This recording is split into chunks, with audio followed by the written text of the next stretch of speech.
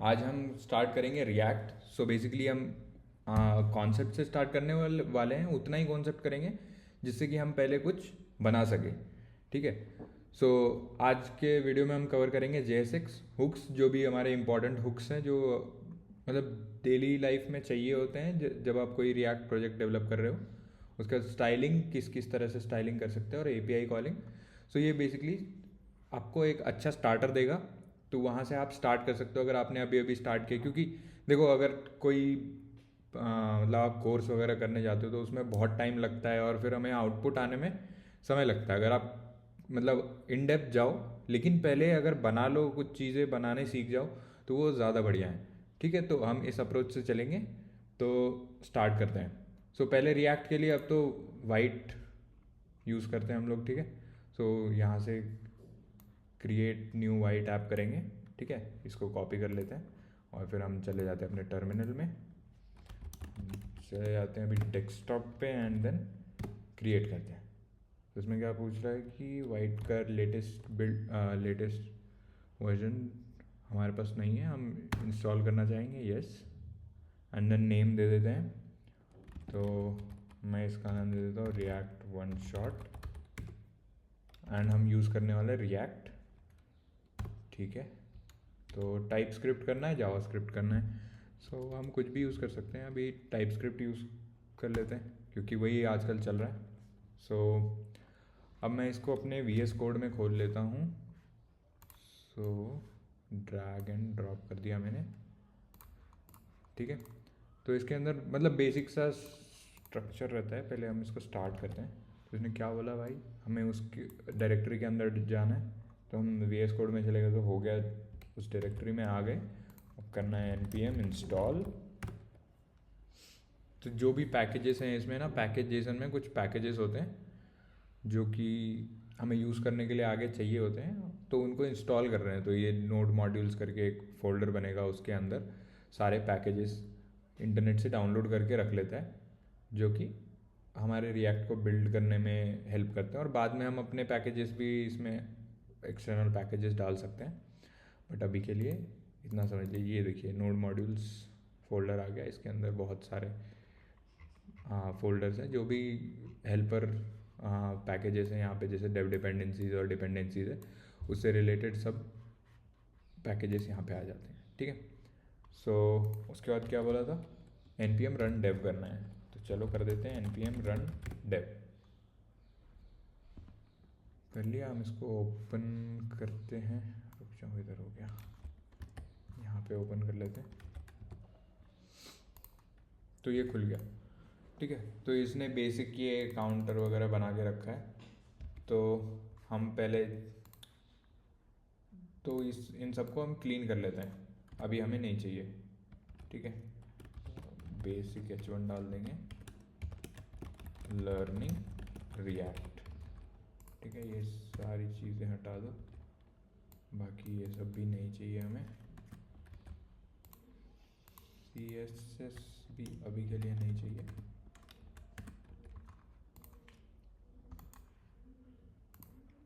Format कर लेते हैं। फॉर्मेटिंग के लिए आप कुछ भी यूज़ कर सकते हो, मैं प्रीटियर यूज़ कर रहा हूँ। एक एक्सटेंशन होता है यहाँ पे, आप देख सकते हैं,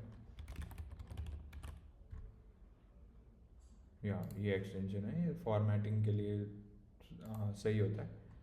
सो ये यूज़ कर रहा हूँ। तो देखो, अगर मैंने यहाँ app.tsx, ये हमारी एंट्री फाइल है, यहाँ आके कुछ चेंज कर दिया तो यहाँ पे वो रिफ्लेक्ट हो गया। ठीक है, ये index.css भी मेन में यूज़ हो रही होगी, इसलिए कुछ स्टाइलिंग अप्लाई हुई, अब यहाँ पे नॉर्मल हो गया। ठीक है। तो स्टाइलिंग के लिए तो देखो नॉर्मल CSS है, टेलविंड है, बहुत सारी चीज़ें हैं, तो वो हम आगे देखते हैं। तो पहले ये देख लेते हैं। तो ऐप, ये हमारा एंट्री पॉइंट है मेन। ठीक है, तो यहाँ पे जो भी है वो लिखते हैं। तो हमने ये क्या लिखा है, H1। तो ये इसको हम JSX बोलते हैं। आपको ये HTML जैसा ही लग रहा होगा, होता भी ये HTML ही है, बट इसके अंदर हम जावास्क्रिप्ट वगैरह की लॉजिक और भी चीज़ें लिख सकते हैं। तो इसलिए इसको एक स्पेशल नेम दिया गया, JSX जावास्क्रिप्ट XML। ठीक है। ठीक है, तो आओ कुछ हम नॉर्मल सा एक UI बना के ट्राई करते हैं। ठीक है, रिटर्न में एक डिव डालेंगे। तो सेम हम काउंटर बनाते हैं, ठीक है। तो डिव एक बटन आएगा, तो एक क्या होगा, इंक्रीमेंट होगा। एक और बटन बनाते हैं, क्या होगा, डिक्रीमेंट होगा, ठीक है। ये देखो यूआई पे आ तो गया बटन, ये आ गया, ठीक है। स्टाइलिंग देख लो, स्टाइलिंग क्या होती है हमारी, इनलाइन हो सकती है स्टाइलिंग, ठीक है। तो हम यहाँ पे इनलाइन कर सकते हैं, या फिर जैसे सी एस एस यहाँ पर इम्पोर्टेड था, ठीक है, तो हम इस app dot C S S को सीधा इम्पोर्ट कर सकते हैं, import / app dot C S S. तो इसको इम्पोर्ट किया तो इसमें कुछ बाय डिफ़ॉल्ट स्टाइलिंग्स अप्लाइड है, ठीक है। तो मार्जिन ऑटो है, इसलिए सब कुछ यहाँ पे देख लो कुछ सेंटर में हो गया, ये सब हो गया। तो हम इसको अभी के लिए सब हटा देंगे, तो कुछ नहीं है, ठीक है। हम डिव का अपना क्लास नेम दे देते हैं, बोलेंगे भाई काउंटर। तो यहाँ पे सिलेक्ट करते हैं काउंटर को, एंड इसमें क्या करते हैं, डिस्प्ले फ्लेक्स कर देते हैं, अलाइन आइटम सेंटर, और फ्लेक्स डायरेक्शन हम कॉलम रखते हैं। तो अगर आपको सी एस एस नहीं आती है तो बेसिकली ये याद रखना, अगर कुछ भी बेसिक से आपको स्टार्ट करना है ना, तो फ्लेक्स जो भी है, फ्लेक्स बॉक्स वाली प्रॉपर्टीज़ होती हैं, ये सब सीख लेना। ये फ्लेक्स कहीं भी आप फिट कर सकते हो, मोस्ट ऑफ द केसेस में ये काम आ जाती हैं, ठीक है। तो जस्टिफाई कंटेंट सेंटर, तो इससे क्या होगा, सब कुछ हमारा सेंटर में आ गया, ठीक है। तो ये हमारे पास बटन्स हो गए, इसको थोड़ा बड़ा कर लेते हैं, इसको भी कर देते हैं, टर्मिनल बंद करते हैं। तो हाँ, तो इंक्रीमेंट डिक्रीमेंट हमने डाल दिया, ये कर दिया। तो भाई इसमें स्टाइलिंग बटन की भी डाल कर देते हैं, क्लास नेम सेम डाल दो, BTN कर देंगे यहाँ पे, तो दोनों की स्टाइलिंग सेम हो जाएगी। तो फर्स्ट हम स्टाइलिंग देख लेते हैं, डॉट BTN, ठीक है। बैकग्राउंड कलर डाल देते हैं इसमें कुछ ढंग का, ओके। बॉर्डर रेडियस थोड़ा सा राउंडेड कर देंगे साइड से, ठीक है। तो उसके लिए 12 पिक्सल डाल देते हैं अभी के लिए, एंड पैडिंग दे देते हैं बटन की 10 पिक्सल। तो देखो ठीक ही लग रहा है, हाँ। और फिर ये बटन्स के बीच में गैप भी चाहिए, तो फ्लेक्स में एक प्रॉपर्टी होती है गैप, वो आपके हर एलिमेंट्स के बीच में गैप डाल देगा। तो अब उसमें कुछ और भी इंसर्ट करेंगे तो उसमें गैप आ जाएगा। तो अभी के लिए 8 पिक्सल डाल देते हैं, तो बढ़िया लग रहा है, ठीक दिख रहा है, सही है। चलो, तो स्टाइलिंग आपने सीख ली, ऐसे करते हैं, या तो हाँ टेल विंड वगैरह यूज़ कर सकते हैं, ठीक है। ये देखो टेल विंड आजकल बहुत चल रहा है, तो अगर वो आप सीख पाओ तो बहुत बढ़िया है, बिकॉज हाँ मतलब सीखना ही होगा आपको। टेल विंड ये है, मतलब किस तरह से आप इसको इनिशियलाइज कर सकते हो, इंस्टॉल कर सकते हो, ये कभी फिर कभी देखेंगे। बट इसमें क्या होता है कि आप क्लास नेम्स के बेस्ड पे आप चीज़ें कर पाते हो। तो जैसे देखो यहाँ पे सर्च करते हैं ना, बैकग्राउंड कलर, बस इजी है। तो देखो बैकग्राउंड कलर में क्लास आप डालोगे BG इनहेरिट, तो मतलब बैकग्राउंड इनहेरिट कर लिया, BG करंट मतलब करंट कलर, BG ब्लैक। तो यहाँ से ये आप बस ये वाला क्लास नेम यूज़ करके ये सारी प्रॉपर्टीज़ अप्लाई कर सकते हो। सिमिलरली हर चीज़ अलग अलग चीज़ों के लिए होता है, बैकग्राउंड है बॉर्डर रेडियस के लिए है, सीधा राउंडेड ऐसा ऐसा डाल दो, ठीक है। तो आप ऐसे ऐसे चीज़ें जनरेट कर सकते हो। तो ये है स्टाइलिंग के लिए हमारी टेलविंड, ठीक है। तो फर्स्ट तो हमने ये स्टाइलिंग कवर कर ली, JSX देख लिया हमने। JSX क्या था हमारा, सब सिर्फ HTML ही है, बट हाँ अभी उसमें और भी चीज़ें देखते हैं, ठीक है। साथ में हुक्स आएगा अभी। तो इंक्रीमेंट डिक्रीमेंट कर लिया, लेकिन भाई हम इंक्रीमेंट डिक्रीमेंट कर किस चीज़ को रहे हैं, कुछ तो होना चाहिए। तो जावास्क्रिप्ट में आपने नॉर्मल देखा होगा वेरिएबल कैसे होता है, लेट या कॉन्स्ट से अप्लाई करते हैं। तो लेट लेते हैं अभी, क्योंकि जो मतलब बटन से उनकी वैल्यू सॉरी काउंटर है उसकी वैल्यू चेंज हो रही है, ठीक है। हम इसको बोलते हैं काउंट, यहाँ पे 0 रख लेते हैं, तो इसको एक पी टैग देते हैं, इसमें काउंट, ये देखो हमने काउंट लिख दिया इसके अंदर, जावास्क्रिप्ट का हमने जावास्क्रिप्ट का वेरिएबल जो है हम यहाँ पे रेंडर करा दिया हमने। तो ये देखो यहाँ आके दिख भी रहा है। तो ये काम कैसे किया, इसी चीज़ को बोलते हैं JSX। तो आपने जावास्क्रिप्ट HTML के अंदर लिख दिया, ठीक है। तो ये बात है, ये रेफरेंस भी कर रहा है, एकदम सही है। ओके, तो अभी इंक्रीमेंट डिक्रीमेंट के लिए फंक्शन लिख सकते हैं, ठीक है। फंक्शंस अगेन आप बोल रहा हूँ, अगर आपको ये सारी चीज़ें नहीं पता, डाउट है, तो जावास्क्रिप्ट का एक मैं उसका भी स्टार्टर वीडियो लेके आऊँगा, जिसमें मतलब जो जो चीज़ें हमें रिएक्ट के लिए चाहिए फटाफट से उसको सीख लेंगे, ठीक है। तो फंक्शन हम करते हैं इंक्रीमेंट फंक्शन लिख देंगे। आप सिंगल फंक्शन भी लिख सकते हो, लेकिन हाँ ठीक है, हम अभी के लिए इंक्रीमेंट लिख देते हैं, हमें कुछ पैरम्स नहीं चाहिए। तो इंक्रीमेंट फंक्शन क्या करेगा, काउंट को काउंट +1 कर देगा, ठीक है। एक और फंक्शन लिखेंगे डिक्रीमेंट, वो क्या करेगा, फंक्शन का नेम स्मॉल लेटर से स्टार्ट कर लेते हैं। उसको क्या करना चाहिए, count minus equal to count -1 कर लेंगे, ठीक है। तो ये कर रहा है। तो अब देखो बटन पे नॉर्मल जावास्क्रिप्ट और HTML वाले में कैसे करते होगे कि आप ऑन क्लिक लिखते होगे, लेकिन यहाँ पे भी लिख सकते हो, और यहाँ पे कैमल केस में, और यहाँ सीधा आप ये दे सकते हो इंक्रीमेंट, भाई ये कॉल कर देना, तो ये कॉल कर देगा, ठीक है। डायरेक्टली यहाँ पे लिख दिया, हमें कोई दूसरी जावास्क्रिप्ट की फाइल बनाने की ज़रूरत नहीं है, कुछ नहीं है, ठीक है। तो ऐसे लिख दिया। एंड सिमिलरली डिक्रीमेंट के लिए ऑन क्लिक डिक्रीमेंट, ठीक है। तो आ जाओ अब करके देखते हैं। ऑन क्लिक, भाई कुछ हो क्यों नहीं रहा है, अच्छा क्यों नहीं हो रहा है, आ जाओ डीबग करते हैं।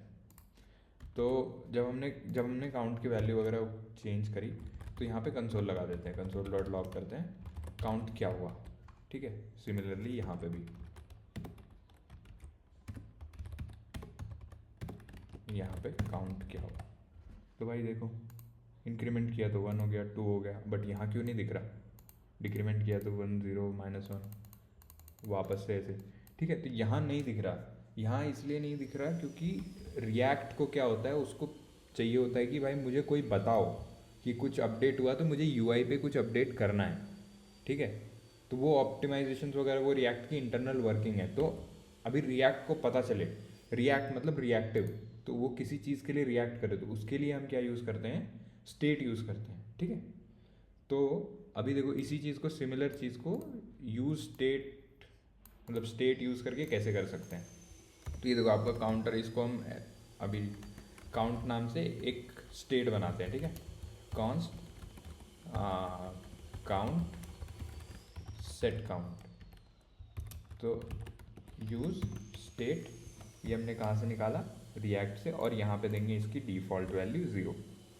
तो यूज़ स्टेट क्या करेगा, हमारा हमें रिटर्न करता है कोई वैल्यू, मतलब एक वैल्यू रिटर्न करेगा जो हमारे स्टेट की वैल्यू है, और एक सेटर रिटर्न करता है कि भाई तुमको कुछ सेट करना है, यहाँ सेट करो, फिर मैं इसको रिएक्टिव बनाऊंगा जिससे तुम्हारा UI भी री-रेंडर होगा, ठीक है। तो जैसे यहाँ देख रहे हो, can not assign because it's a constant, क्योंकि हमने कांस्टेंट बनाया है, ये इंटरनली कुछ चेंजेस करके इसमें डाल रहा है, बट टाइप सेफ्टी के लिए ये यहाँ पे अभी ये कांस्टेंट है।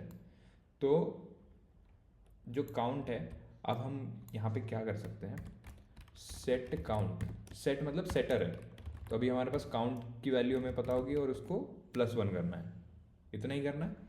सिमिलरली यहाँ पे सेट काउंट प्लस यहाँ पे -1 कर देंगे, तो ठीक है। अब देखते हैं अब कुछ होता है कि नहीं, ठीक है। अब देखो काम कर रहा है भाई, इंक्रीमेंट किया डिक्रीमेंट किया, सब चल रहा है, बहुत बढ़िया, सही है ना। तो ठीक है, हाँ, एक और चीज़ है। अब भाई काउंटर है तो काउंटर हम ऐसा चाहते हैं कि ज़ीरो पे रहे, ज़ीरो से नीचे ना जाए, ऐसे -1 -2 हो रहा है, ये सही बात नहीं है। ठीक है, तो क्या कर सकते हैं, तो हम यहाँ पे देखेंगे अगर काउंट हमारा ज़ीरो है, ठीक है, अगर काउंट ज़ीरो हो गया भाई, तो फिर कुछ मत करो, है ना, क्योंकि हमें उसको नहीं करने देना है कुछ, तो फंक्शन से रिटर्न कर जाओ तो वो आगे की चीज़ें एग्जीक्यूट नहीं करेगी। ठीक है, तो अभी एक बार रिफ्रेश करते हैं जो कि रीसेट हो जाए। ठीक है, अब मैंने इंक्रीमेंट किया, डिक्रीमेंट किया, ज़ीरो के बाद कुछ नहीं हो रहा। लेकिन भाई इससे फिर अभी प्रॉब्लम क्या है, अभी अगर कोई यूज़र होगा, अब हमें तो पता है हमने लगा रखा है, अब यूज़र होगा वो बोलेगा भाई मैं क्लिक कर रहा हूँ कुछ हो ही नहीं रहा है। ठीक है, तो उसके लिए क्या, उसको कुछ तो मैसेज दिखाना पड़ेगा। तो यहाँ पे एक और कॉन्सेप्ट आता है आपका कंडीशनल रेंडरिंग का। तो देखो, आपके पास काउंट है तो आपको बोलना है कि भाई एक और पी टैग डालते हैं कि can not decrement below zero. ठीक है, तो ये हमें दिखाना है, लेकिन ये हमेशा थोड़ी दिखाना है, हमें तभी दिखाना है जब हमारा काउंट ज़ीरो हो और उसने डिक्रीमेंट पे क्लिक किया, है कि नहीं। ठीक है, डिक्रीमेंट पे क्लिक किया तब दिखाना है, और ये चाहिए। तो देखो अभी फिर वेरिएबल बनाने से यहाँ पे काम नहीं बनेगा, क्योंकि फिर से हमें रिएक्टिव चाहिए ना, रिएक्टिव स्टेट, जैसे काउंट अपडेट नहीं हो रहा था, इनिशियल वैल्यू पे रुक जा रहा था, तो वैसे ही अब हम इसके लिए भी स्टेट बनाएंगे। ठीक है, शो वार्निंग ऐसे करके बना देते हैं, और उसके आगे सेट शो वार्निंग। तो ऐसा कुछ ज़रूरी नहीं है, आप इस इन दोनों को कुछ भी नाम दे सकते हो। ठीक है, मैं हम लोग मतलब सभी लोग ऐसा ही यूज़ करते हैं, क्योंकि देखो काउंट है तो सेट काउंट हुआ, शो वार्निंग है तो सेट शो वार्निंग हुआ। आप इसको सेट एक्स कुछ भी बोल सकते हो, कोई दिक्कत नहीं है, सेम काम करेगा। बट दिस इज़ कन्वेंशन, तो थोड़ा मतलब सही रहता है, ईजी टू अंडरस्टैंड सभी को, इसीलिए। तो इसको हम क्या बनाएंगे, बूलियन बनाएंगे। अभी फॉल्स है इनिशियली, भाई जब भी आएगा फॉल्स रहेगा। ठीक है, ठीक है, तो क्या होगा, तो हम यहाँ क्या करेंगे भाई, सेट शो वार्निंग ट्रू। तो बेसिकली हमें वार्निंग दिखानी है ना, जिस टाइम पे जिस टाइम पे ज़ीरो के बाद भी डिक्रीमेंट करना चाह रहा है उस टाइम वार्निंग दिखानी है। ठीक है, ठीक है भाई, तो क्या करेंगे यहाँ पे, अब देखो यहाँ पे कंडीशन ऐसा लगा सकते हैं, इसको राउंड ब्रैकेट्स में रैप किया, मैं लिखूँगा शो वार्निंग एंड एंड। तो मतलब अगर शो वार्निंग ट्रू है, ठीक है, कोई भी ट्रूथी वैल्यू है इसके अंदर, तो फिर ये कर दो। ठीक है, या फिर आप इसको यहाँ पे ऐसे भी कर सकते हो, इक्वल टू ट्रू है, क्योंकि शो वार्निंग के अंदर अगर किसी ने स्ट्रिंग वगैरह डाल दिया, कुछ भी डाल दिया, गलत चीज़ डाल दी, तब नहीं दिखाना है। मतलब वो सारी केसेस आप हैंडल कर सकते हो, बट अभी के लिए शो वार्निंग में सिर्फ बूलियन जाएगा, तो कोई बात नहीं। ठीक है, तो देखो अभी नहीं दिख रहा है, अभी मैं इंक्रीमेंट करूँगा कोई बात नहीं, डिक्रीमेंट करूँगा, ये देखो आ गया। लेकिन फिर दिक्कत है कि भाई अब मैं इंक्रीमेंट कर रहा हूँ फिर आ जा रहा है ना। तो ये चीज़ कैसे हैंडल करेंगे, इंक्रीमेंट करते टाइम यहाँ पे चेक कर लो, है ना, इफ शो वार्निंग है, शो वार्निंग में ट्रू होगा, तो अगर शो वार्निंग ट्रू है तो सेट शो वार्निंग फॉल्स कर दो, एकदम मस्त हो गया। अब देखना अब नहीं होगा, अभी देखना इंक्रीमेंट करोगे, अभी सेट शो वार्निंग, मतलब शो वार्निंग ट्रू है, बट ये देखो गया। अभी देखो सही से काम करता है, ये आ गया, फिर ये आ गया, बढ़िया, सही है। तो हमने यूज स्टेट देखा, यूज स्टेट कैसे काम कर रहा है, एकदम मस्त। कंडीशनल रेंडरिंग देख ली यहाँ पे, ठीक है, फंक्शन कॉल्स देख लिए इसके अंदर, नाइस। तो इतना हुआ हमारा,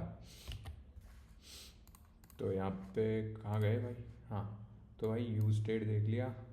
हाँ, अब भी यूज़ इफ़ेक्ट और यूज़ रेफ। ठीक है, तो यूज़ इफ़ेक्ट क्या होता है, जैसे देखो कहाँ गए भाई, हाँ, तो जैसे देखो कभी ऐसा होगा ना कि कोई भी वेबसाइट पे जाते हो, जैसे टेलविंड की वेबसाइट पे आए, तो यहाँ पे ये सारी चीज़ें जो हैं ऑटोमेटिकली, मतलब पहले से फेच तो नहीं होंगी, मतलब यहाँ हो सकती हैं, बट किसी और चीज़ पे जाते हैं, जैसे गिटहब पे जाओगे, गिटहब छोड़ो यार,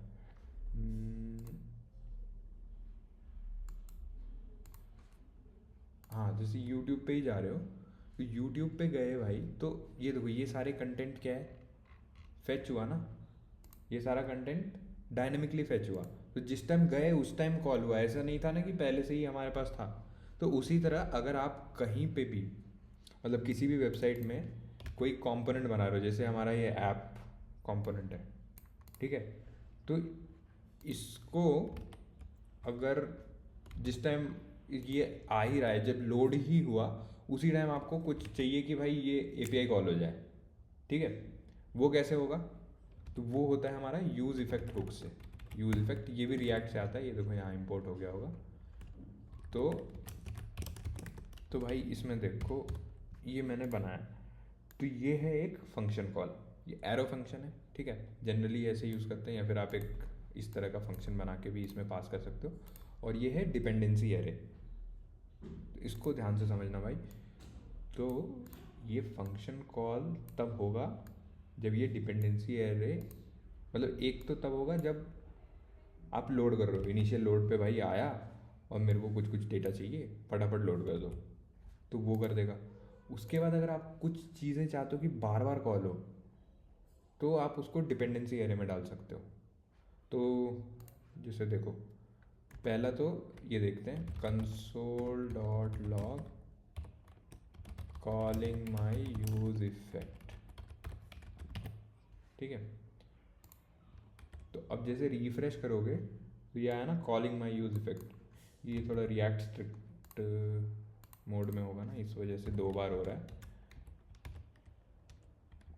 बट अब देखना, अब नहीं होना चाहिए। हाँ तो देखो स्ट्रिक्ट मोड में रहता है तो 2 बार होता है, बट स्ट्रिक्ट मोड से जैसे हमने हटा दिया तो एक बार हुआ, जैसे कॉलिंग माई यूज इफेक्ट ये आया है ना, आप देख सकते। तो ये हो गया एक चीज़। अब मैंने बताया आपको ये डिपेंडेंसी एरे, इसमें कुछ डाला और वो चेंज होगा तो कॉल होगा, ठीक है। तो जैसे अब यहाँ पे हम इसके लिए करते हैं, शो वार्निंग के लिए करेंगे भाई, ठीक है। तो यहाँ पे हमने शो वार्निंग डाल भी दिया, तो उसकी वैल्यू जो थी वो हमें यहाँ पे प्रिंट होके दिखेगी, और डिपेंडेंसी एरे में डाल देंगे शो वार्निंग, तो देखना कैसे चेंज होता है। तो इनिशियल लोड पे तो शो वार्निंग फॉल्स है, कॉल कर दिया यूज इफेक्ट को, इंक्रीमेंट किया कुछ नहीं हुआ, कुछ नहीं हुआ। अब डिक्रीमेंट करते तब शो वार्निंग चेंज होता है, लो ये देखना 0, ये देखो शो वार्निंग ट्रू हो गया और ये कॉल भी हुआ। तो अगर आप कभी चाहते हो कि भाई मेरा कुछ सर्टन स्टेट चेंज हो रहा है, उसके ऊपर कुछ फंक्शन कॉल करना है, कोई एपीआई कॉल करनी है, कुछ भी करना है, वो कर सकते हो। तो अब देखो ये वाला आ गया ना, can not decrement below 0, but अब मैं इंक्रीमेंट करूँगा तो वो वापस फॉल्स करेगा, क्योंकि हमने यहाँ पे कंडीशन लगाई थी, ठीक है, set show warning false. Okay ये देखना फिर से कॉल हो जाएगा, हो गया कॉल, ठीक है। तो यूज इफेक्ट इस तरह काम करता है। चलो अब फिर क्या देखना है, अब यूज़ रेफ देखते हैं।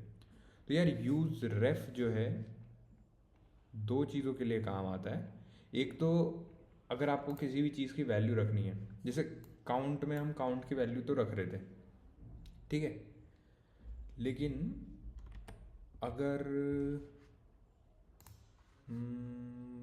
इंक्रीमेंट किया तो हो रहा है, डिक्रीमेंट किया तो हो रहा है, लेकिन हमें एक और चीज़ चाहिए, टोटल नंबर ऑफ क्लिक्स कितने हैं, ठीक है। तो उसको स्टेट में भी रख सकते हैं, ठीक है, बट हमें वो दिखाना ही नहीं है यूज़र को, तो हमें उस कंपोनेंट उस चीज़ को रिएक्टिव नहीं बनाना है, ठीक है। तो उसके लिए बनाते हैं एक रेफ बनाते हैं, बनाएंगे क्लिक रेफ, मतलब कुछ भी नाम दे दो, और इसमें क्या यूज़ करते हैं, यूज़ रेफ ऐसे, ठीक है। इसमें नल पास कर दो अभी के लिए, कोई बात नहीं, या फिर 0 पास कर दो इनिशियल वैल्यू। तो क्लिक रेफ क्या होना चाहिए, क्लिक मतलब ये रेफ्स को कैसे एक्सेस करते हैं, तो वो मैं बताता हूँ। तो क्लिक तो भाई किसी भी चीज़ पे क्लिक किया हमें सबसे पहले कॉल करना है, तो एक और फंक्शन बना लेते हैं जिसको हम इंक्रीमेंट डिक्रीमेंट दोनों में कॉल कर लेते हैं, फंक्शन क्लिक,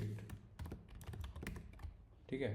एंड इसमें क्या होता है, देखो क्लिक रेफ डॉट, इसमें करंट होता है, तो इसका मतलब करंट वैल्यू है क्या इसकी, ठीक है, उसमें +=1 कर देंगे, मतलब शॉर्ट फॉर्म में लिखा है, इसको ऐसे भी लिख सकते हैं click ref dot current plus one, but ये शॉर्ट हैंड है।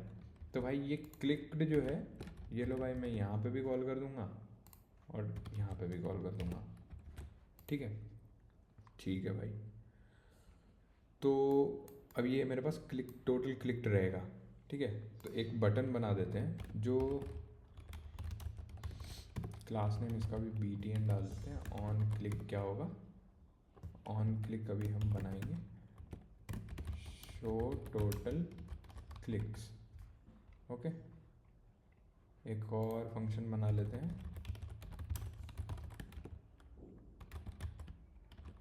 क्लिक्स। तो ये क्या करेगा, सारा क्लिक शो करेगा, तो इसको हम अलर्ट बना देते हैं अभी के लिए। ठीक है, अलर्ट में ये होता है टेम्पलेट स्ट्रिंग। ठीक है, देखो अभी ये भी चीज़ सीख जाओगे। तो ऐसे करते हैं, अगर कोई वेरिएबल डालना होता है स्ट्रिंग के अंदर, ऐसे करेंगे तो हमारा क्या आता है यहाँ पे variable clicked ref dot current number of times clicked.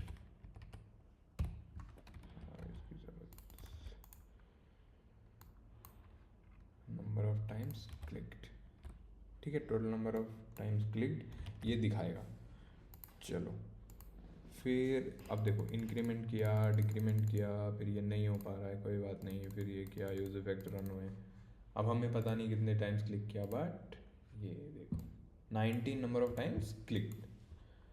ठीक है, तो इस चीज़ के लिए यूज़ होता है। एक तो हमने ऐसे कर लिया कि वैल्यूज़, कुछ भी वैल्यूज़ पुट करनी हो। और एक बात याद रखना, कभी स्टेट्स कभी कभी है ना थोड़ा सा डिले लेता है, लाइक इंस्टेंटली अपडेट नहीं होगा कोई भी स्टेट।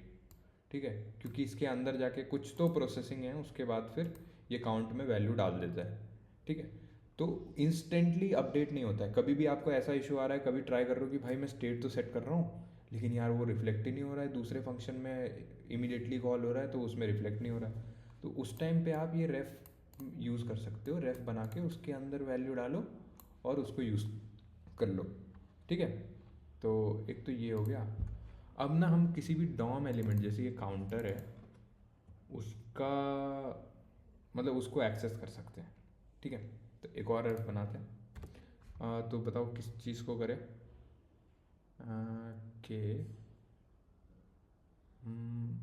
डॉम एलिमेंट को करना है, चलो इस बटन को करते हैं। तो अभी ऐसा करते हैं कि अगर नंबर ऑफ क्लिक्स, मतलब हाँ, अगर इंक्रीमेंट करके काउंट अगर 10 है, 10 या उससे ऊपर है, तभी हम इसको दिखाएंगे, नहीं तो नहीं दिखाएंगे। ठीक है, ऐसे करेंगे। चलो, तो पहले कॉन्स्ट टोटल क्लिक बटन रेफ, तो इसमें करेंगे यूज रेफ। अभी के लिए इसमें नल डाल दो। और क्या होता है, ये वाला जो भी एलिमेंट्स हैं हमारे, वो उनके पास रेफ की एक, अरे यार, वो लोग रेफ ले सकते हैं, सॉरी। ठीक है, इसने रेफ ले लिया मेरा। ओके, तो और एक और चीज़ करेंगे इसमें। ठीक है, इसको नाम दे दो टोटल btn। तो इसको ऐसे ही रहने देते, ज़्यादा स्टाइल नहीं करते हैं। एंड इसमें क्या करेंगे, टोटल btn डिस्प्ले नन कर देते हैं अभी के लिए, तो दिख नहीं रहा है ना। तो हम डॉम मैनिपुलेट करके उसका डिस्प्ले चेंज करेंगे, तो डिस्प्ले फ्लेक्स या फिर ऐसा कुछ। ठीक है, तो 10 कब होगा, जब इंक्रीमेंट करेंगे। ठीक है, तो एक और फंक्शन बनाएंगे, बोलेंगे चेक एंड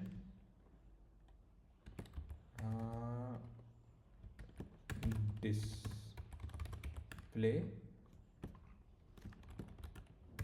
टोटल बटन। एक फंक्शन बना दिया भाई, अब बस, ओह सॉरी,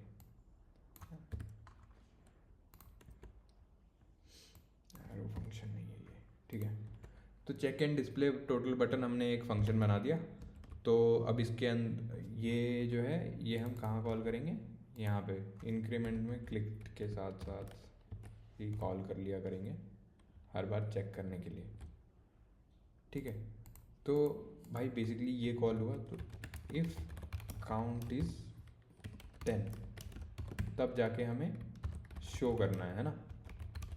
तो पहले काउंट इज़ 10 है मतलब, तो एक बार ना लॉग कराते हैं भाई, ठीक है। डायरेक्ट क्या लिखते हैं ना, पहले देखते हैं भाई उसके अंदर है क्या, इस रेफ के अंदर। अब आ जाओ, इसको 10 करें, 1 2 3 4 5, ये हो गया। तो करंट में ये बटन है, ये देखो सीधा हमें डॉम पे लेके जा रहा है, दिख नहीं रहा है अभी। देखो यहाँ पे डिस्प्ले नन है, अगर इसको डिस्प्ले ब्लॉक कर दूँ तो दिख रहा है ना। तो बेसिकली क्या है, सीधा हमारा उस बटन का रेफरेंस ही है हमारे पास। जैसे HTML में करते हैं ना, हाँ जावास्क्रिप्ट में document dot gate element by ID, ठीक है। तो वो रेफरेंस यहाँ पे पड़ा हुआ है। तो ये एलिमेंट में से डिस्प्ले ब्लॉक को वापस रिफ्रेश कर देते हैं, ठीक है। इंक्रीमेंट इंक्रीमेंट इंक्रीमेंट 10वें पे पहुँच गए। तो इसके अंदर तो हमें पता चल गया भाई कि ये पूरा बटन ही तो पड़ा हुआ है, ये एलिमेंट है। तो अगर कोई एलिमेंट आ गया तो उसका मतलब उसकी स्टाइल्स वगैरह कैसे चेंज करते हैं, सीधा डॉम में से कैसे करोगे। जैसे टोटल बटन डॉट करंट में होता है हमेशा वैल्यू यहाँ पे, हाँ देखो यहाँ करंट के अंदर है, ठीक है। बाकी उसके अंदर पूरा पूरा डॉम का एलिमेंट है, उसको भी उतना इंटरनली जाने की ज़रूरत नहीं है। तो क्या करेंगे यहाँ पे, डॉट स्टाइल, हाँ ऐसे ही करते हैं ना,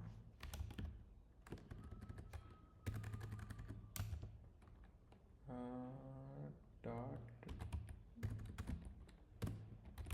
स्टाइल डॉट डिस्प्ले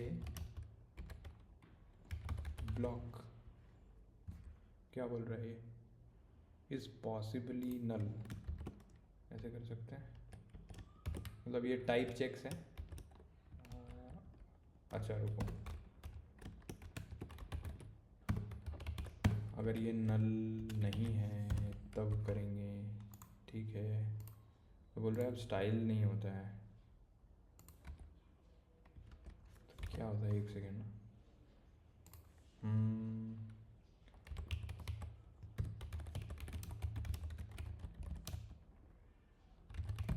तो भाई कभी कभी भूल जाता है, तो मैं भी भूल गया हूँ। तो आ जाओ देखते हैं, MDN डॉक्स पे जाएंगे, सेलेक्ट किया, ठीक है।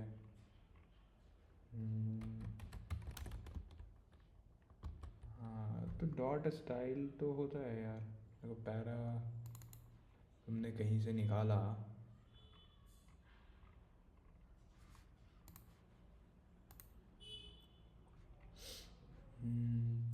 हाँ डॉट प्रॉपर्टी, ओके।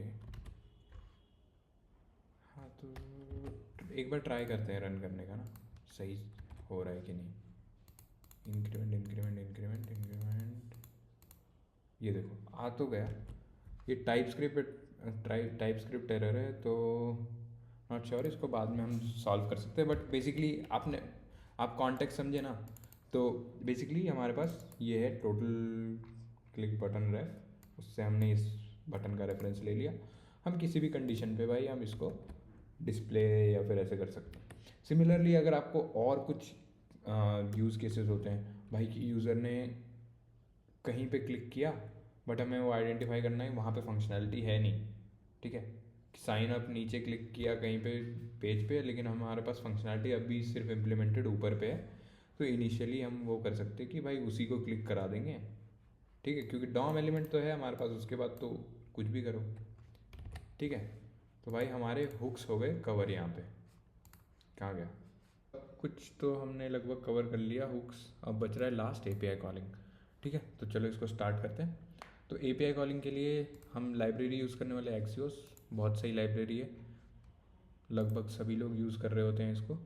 तो कॉपी करते हैं इसका इंस्टॉलेशन कमांड और जाते हैं अपने VS कोड में और कर देते हैं भैया इंस्टॉल, ठीक है। इंस्टॉल हो गया। तो आप देख सकते हो अब हमारे पैकेज जेसन में भी एक्सियोस आ चुका है। जैसे मैंने बोला था ना आपको, जो भी डिपेंडेंसीज होते हैं, एक्स्ट्रा पैकेजेस होते हैं, वो हम यहाँ इंस्टॉल कर सकते हैं, यहाँ आ जाता है। और नोड मॉड्यूल्स में भी आप देख सकते हो ये एक्सियोस का एक पैकेज आ गया। तो इसके अंदर बेसिकली इम्प्लीमेंटेशन वगैरह होती है, हाउ एक्सियोस वर्क इंटरनली। अगर कोई कंपनी मतलब यहाँ पे रिवील करना चाहती है तो उसमें ओपन सोर्स रहता है तो आता है, नहीं तो सम बाइट कोड वगैरह कुछ इनक्रिप्टेड रहता है, इनक्रिप्टेड कोड्स। ठीक है, तो चलो।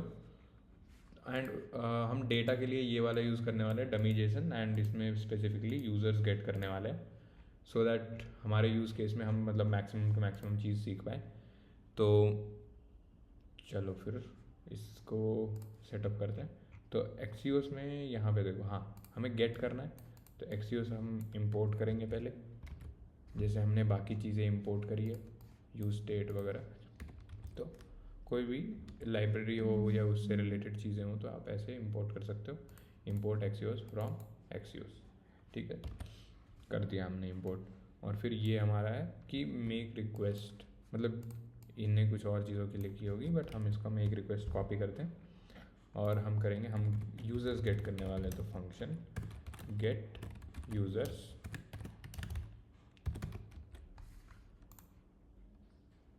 फॉर्मेट कर देते हैं। और फिर हमें चाहिए ये, तो इसने ये दे रखा है। तो आप नॉर्मल फेच वगैरह एपीआईज भी यूज़ कर सकते हो इसमें, जावास्क्रिप्ट वाली, बट जनरली एक्सियोस यूज़ करते हैं क्योंकि उसमें थोड़ा मतलब एक्स्ट्रा हमारे पास कंट्रोल्स रहते हैं एंड ऑल दैट, और अलग अलग फीचर्स है। तो यूज़र्स है, हमने ये डाल दिया, ये गेट कर देंगे। तो ये देखो क्या कर रहा है, एक्सियोस एक मेथड लेता है गेट पुट पोस्ट, जैसे देखो आप ऐसे कर सकते हो, पुट भी होता है, पोस्ट होता है। तो ये अलग अलग मेथड्स होते हैं। जनरली आप समझो गेट होता है कुछ डेटा गेट करने के लिए, पोस्ट होता है कुछ भी डेटा भेजना ही, जैसे कोई यूज़र साइन अप कर रहा है तो उसका डेटा भेजना है, तो पोस्ट में भेजोगे और उसके डेटा जाएगा, वो सेव हो जाएगा।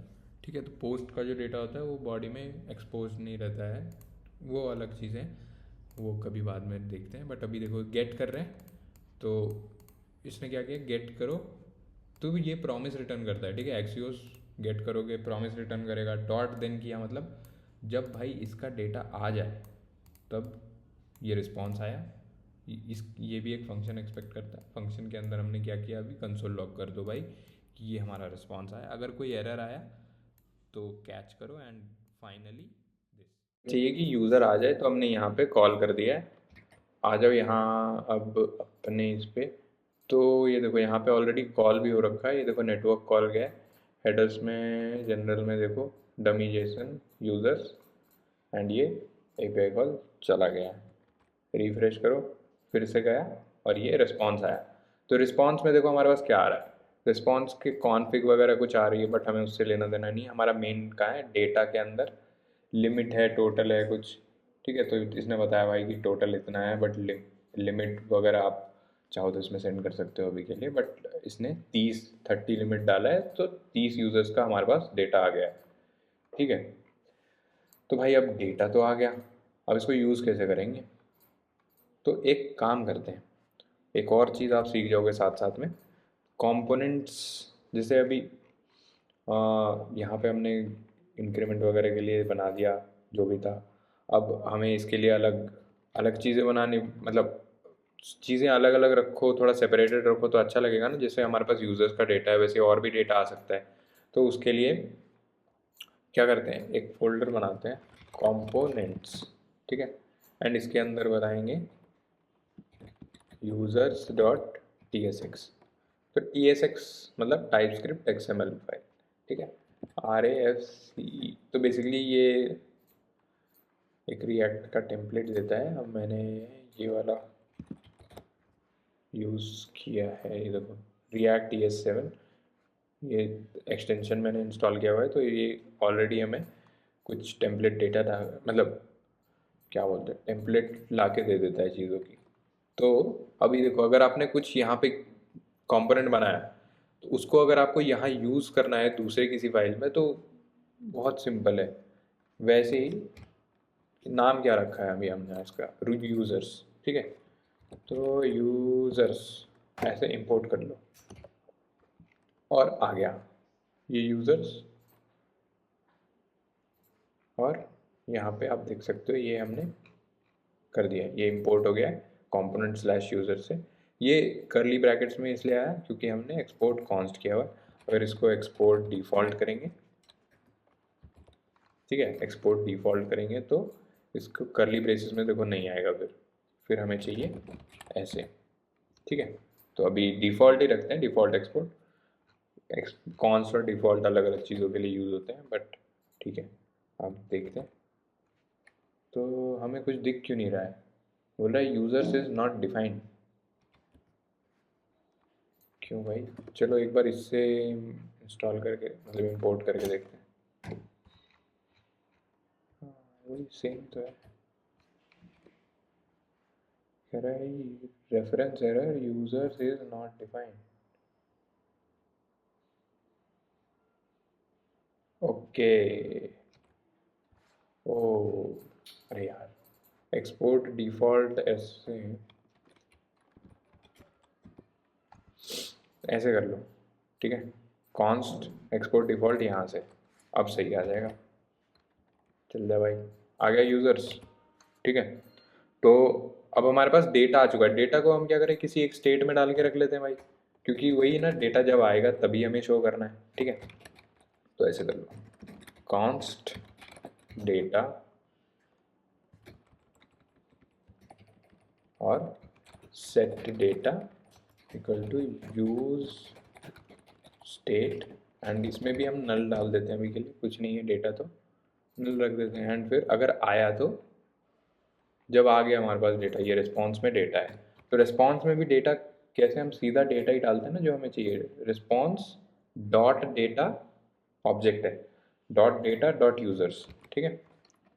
आ जाओ फिर, response dot data dot users हमने डाल दिया भाई, तो डेटा के अंदर सेव हो गया। तो अब ये डेटा, ऐसी बात करनी है हमें कि डेटा इसको पास करना है, क्योंकि हम यहाँ पे यूज़र्स को शो करेंगे। तो कैसे कर सकते हो पता है, प्रॉप्स।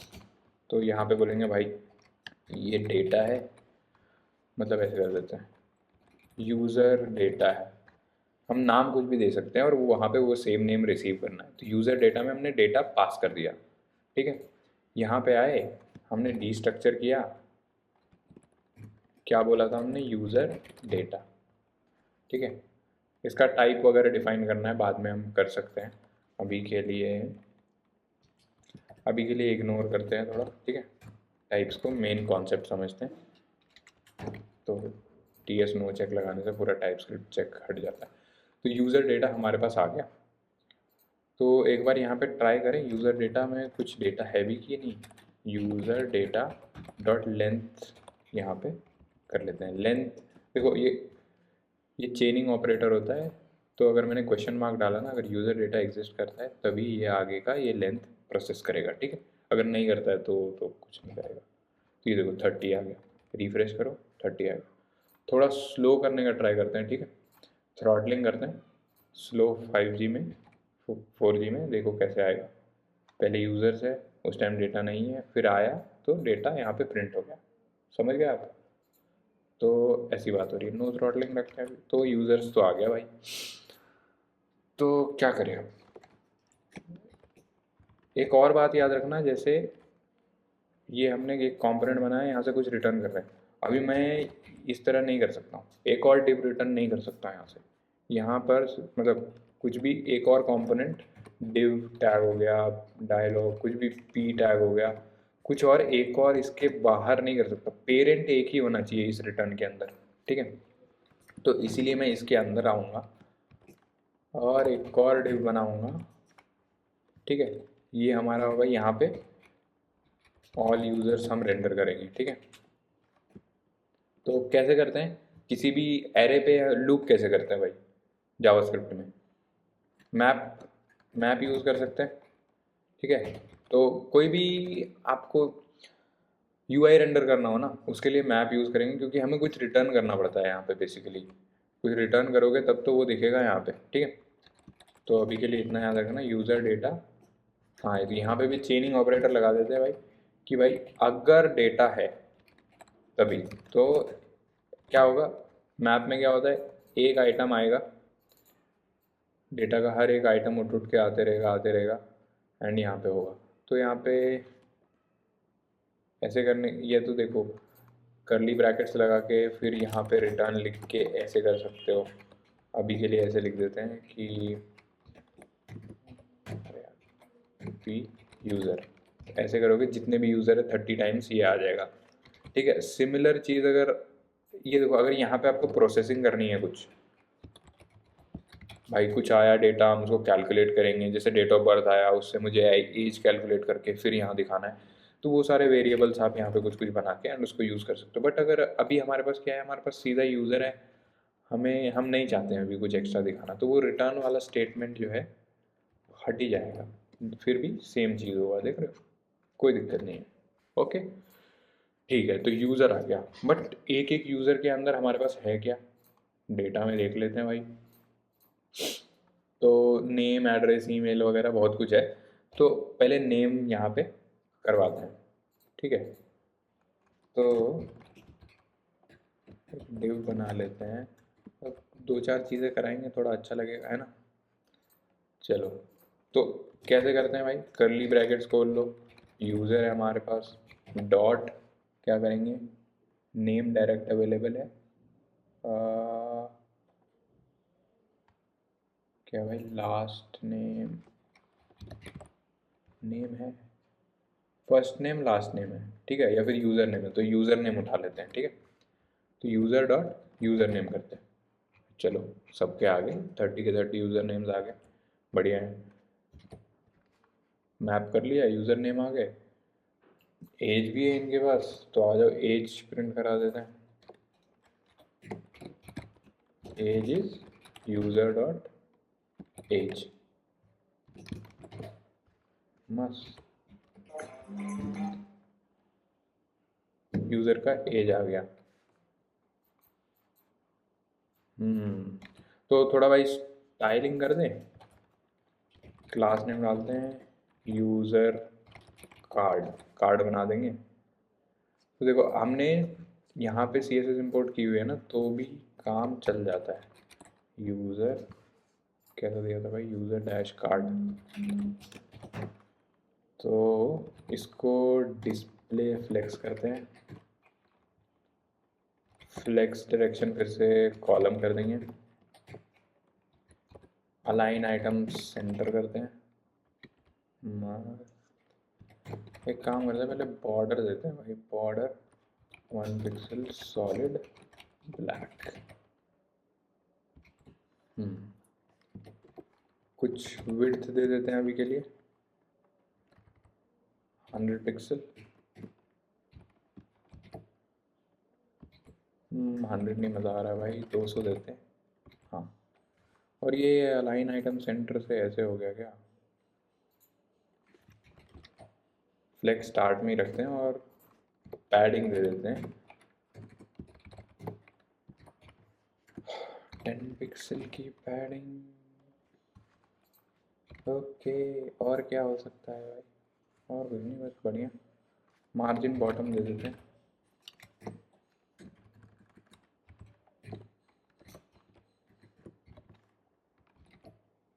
चलो, और आजकल राउंडेड बॉर्डर्स का बहुत सही चल रहा है।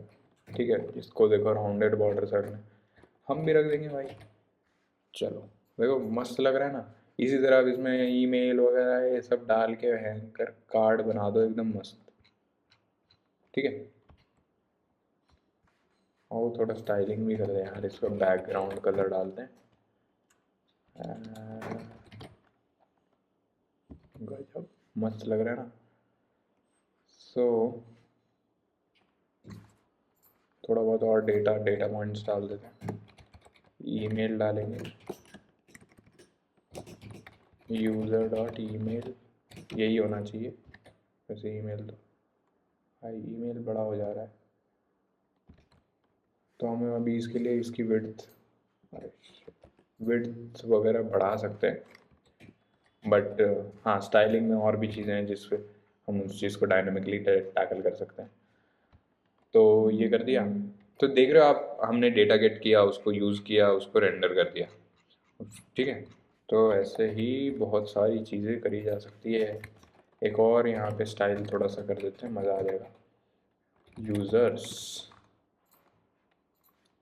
हमें चाहिए हॉरिजॉन्टल कार्ड्स, ठीक है। तो डिस्प्ले करेंगे flex item center, align item center, और ओवरफ्लो एक्स स्क्रॉल, एक्स्ट्रा जो भी ओवरफ्लो है स्क्रॉल करो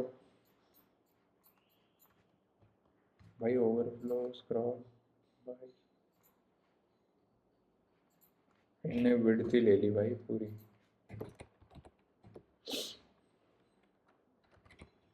अभी के लिए 100 डब्ल्यू विड्थ डाल दी, ठीक है। और थोड़ी सी पैडिंग डालेंगे भाई, हम इसमें भी 10 डाल देते हैं। और हमने डिस्प्ले विस्प्ले किया तो गैप थोड़ा डालो भाई, 8 पिक्सल का एकदम मस्त गैप आना चाहिए दोनों कार्ड्स के बीच में। Very good.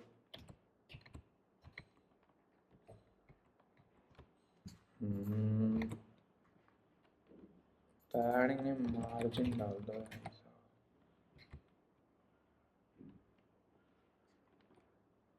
100 वी डब्ल्यू, इसको 99 कर देते हैं अभी के लिए बस।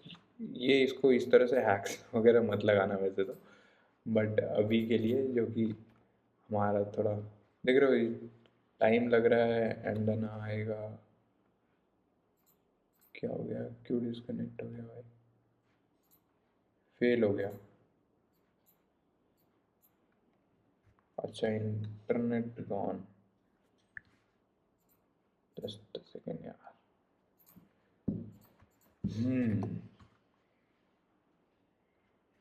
हाँ, तो डेटा आ गया। तो इसी तरह दोस्तों आप और भी चीज़ें कर सकते हैं।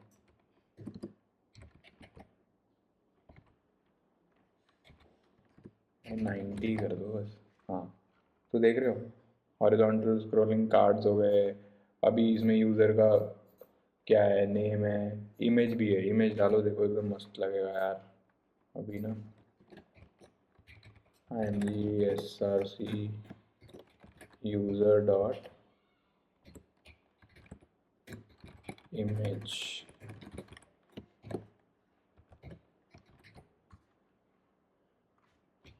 भाई इमेज की अभी यहीं पे स्टाइल डालते हैं, ठीक है, थोड़ा सा जल्दी करने के लिए। ऑलरेडी बहुत लंबा हो चुका है। 12, हाँ इसको 50 पिक्सल विड्थ भी। तो ये देख रहे हो, ये इनलाइन स्टाइल है, ये भी कवर हो गया हमारा यहाँ पे। स्टाइलिंग इनलाइन इसमें ऐसे कर सकते हो ऑब्जेक्ट्स वगैरह बना के।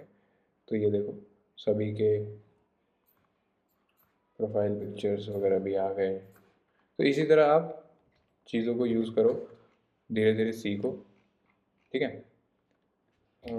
मोस्टली हो गया हमारा आज का काम। तो नेक्स्ट वीडियो जावास्क्रिप्ट पे बनाऊंगा, जो कि जितने भी जावास्क्रिप्ट फंक्शंस इन सब मतलब रिएक्ट में स्टार्ट करने के लिए बेसिक बेसिक फंक्शन है, जो कि बहुत डेली डेली यूज़ हो रहे हैं, बेसिक बेसिक कॉन्सेप्ट्स हैं, वो सारे हम नेक्स्ट वीडियो में कवर करने वाले हैं। ये वीडियो थोड़ी लंबी होगी, बट ठीक है, दिस वॉज वर्थ इट। तो आपने चीज़ें सीख ली अच्छे से, डेटा गेट करना आ गया, इंक्रीमेंट डिक्रीमेंट ये सब आ गया, मतलब स्टेट्स वगैरह आ गए, है ना। तो JSX सीख लिया। तो ये था मेरा react in one shot. Thanks for watching.